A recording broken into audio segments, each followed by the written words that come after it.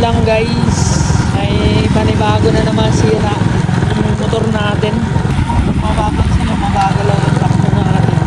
Kasi ano, grabe na yung ano niya, yung nagutok niya sa sprocket. Siguro sa bearing niya na ito. Kasi yung tunog niya guys.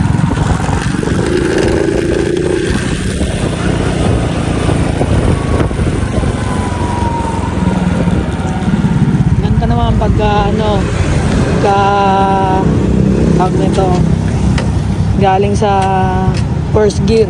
Ayan.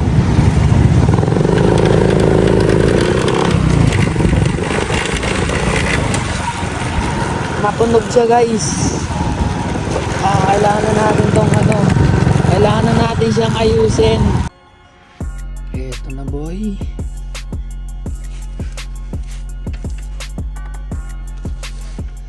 Ayusin na natin yung sira nito. Puno-puno na ng kalahuwa.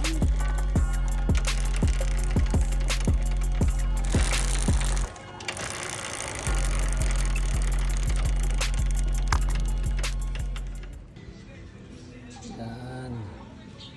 Bale, ito pala yung nangyari sa sprocket natin guys. Yan. Makikita nyo, nabasagan ng ngipin. So isa, dalawa, tatlo, apat, lima, anim. Anim na ano, ngipin. Yan. Papalitan natin siya ng ganito, sprocket. Tignan natin. Ayan, ito pala yung spare parts natin guys. Ito yung galing sa tropa natin. Bale, ano pala to, pang sniper pala to. Shoutout sa tropa natin kay ano, kay pareng Arvin. Ayan, so ito yung ano, binigay niya sa atin. So pwede pa to. Medyo ano, madumi nga lang. Medyo madumi, no? So ito yung kadena na nakakabit sa atin. Tinanggal natin o pinalitan natin. So titingnan natin kung hindi na siya lalagotok. Ito ipapalit natin. Right. Ito yung ginawa natin guys. Tinanggal din natin yung sprocket. So ito yung stock niya. Ayan. So balak kasi nating palitan din ng sprocket. Kaso hindi akma yung butas. Ayan. Kung makikita nyo guys, ayun siya. Anong tutok na gawin natin dyan? Hindi akma yung bolt. Ayan. So pag nilagyan natin ng isa, wala, hindi akma talaga. So kahit din itong isa,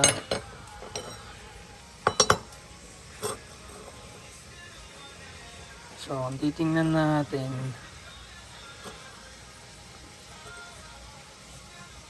sapul yung mga butas, di ba? Pero pag nilagyan na natin yan ng bolt, wala, hindi rin ubra. Hindi rin ubra, guys. Wala, hindi talaga bumabaon. So, ang gagawin natin dyan,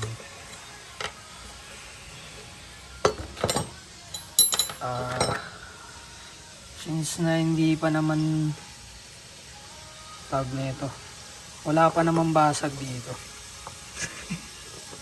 Yung ano kasi natin, yung tawag nito, Bali, stock to parehas. Ito yung ano niya, partner. Ito yung cassette niya. So, ang nangyari, etong drive sprocket, ito yung naapektuhan. May kita nyo.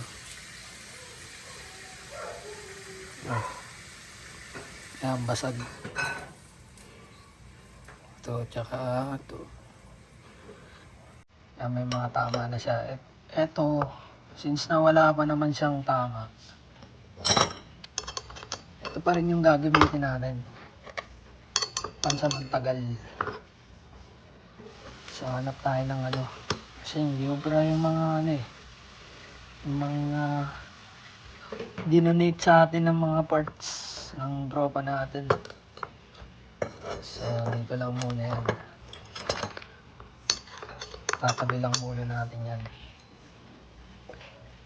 Pansamantagal. Ito muna yung gagamitin natin, guys. So, maghanap tayo ng ganito, no.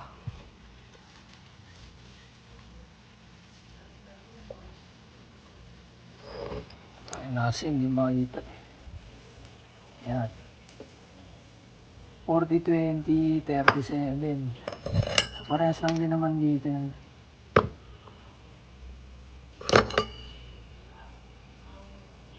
Ito 38 feet. Ito tatak na ito 428, 36 feet.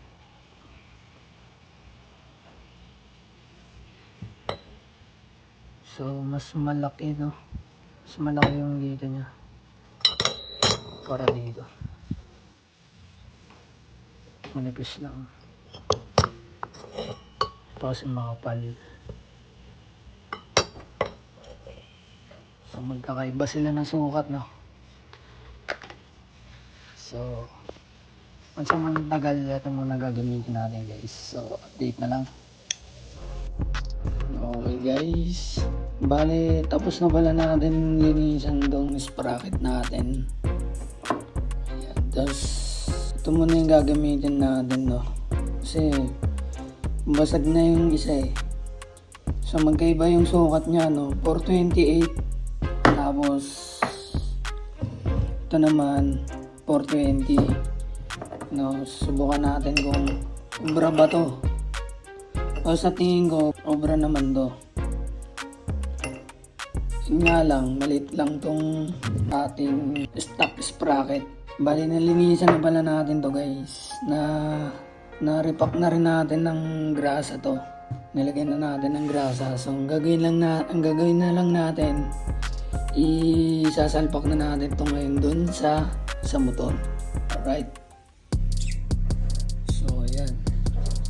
Bali, naigabit na natin, guys.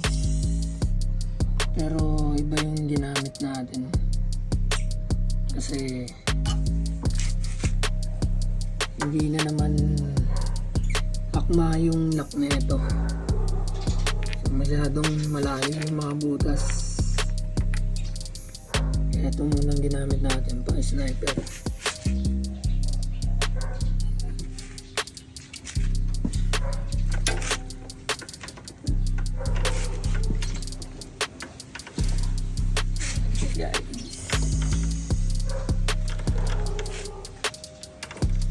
So mamaya, testing natin yan.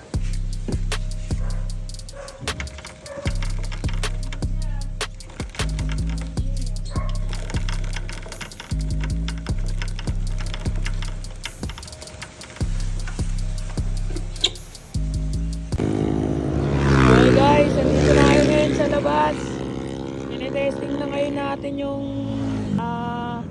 ginawa natin doon sa sprocket, saka doon sa sa kadena, pinalitan natin. Bale, ayun nga, no, tinesting na natin. So maganda naman yung kinalabasan niya. Wala na yung niya, yung lagutok niya. Doon pala yun sa sa roller nung ating kadena. So yun, no.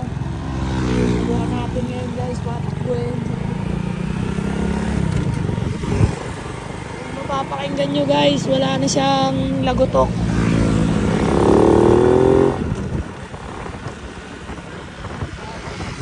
Wala na siyang lagutok guys. Okay na siya. Bale, mubra yung ginawa natin. Bale, ang combination natin sa sprocket is 14 teeth. Yung sa likod, yung pa rin, stock pa rin 36 teeth. Pero yung ano niya, yung sukat niya is 420. So 420 siya guys.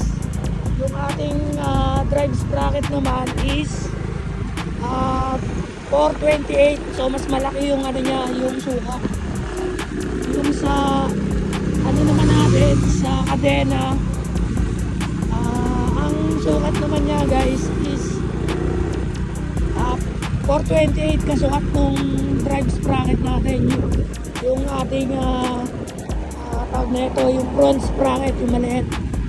So yun yung kasukat niya, no? Yung sa likod natin stock shot pero maliit, no? Pero mubra pa rin naman siya. Bale ano, tawag na ito, wala na yung lagutok, pero kahit na maliit yung sukat nung ano, yung kapal nung sprocket natin sa likod, hindi naman siya nag-iingay, no? So nawala yung ano niya, tawag na ito, yung lagutok niya guys.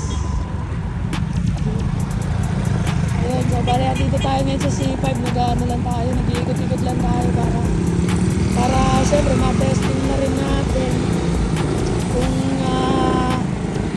gaano katibay, kung hanggang saan yung ano natin, yung ginawa natin, no? So nararamdaman ko na all gives ito, pwede na natin ulit ibiyahe na malalayo. So ngayon hindi muna tayo bumiyahe kasi ano, medyo masama rin yung pakiramdam natin, no? Ilang araw na tayo hindi nakakabiyahe. Hindi ko alam bakit. Medyo paus din ako guys. I think hanggang doon na lang guys. So ang susunod natin na is yung ating front shock, no? Papalitan natin ng oil seal kasi matagal na talaga tumatagas yan sa anak natin. So inuna muna natin yung sprocket, no? Kasi syempre yun yung nagpapatakbo sa motor natin. So okay na siya guys, pansamantagal. Ito muna yung gagamitin ko. Bali hanapan ko siya ng replacement niya, yung talaga pang matagalan na, para naman siyempre, para sa safety ng takbo natin. So maraming salamat guys, peace out.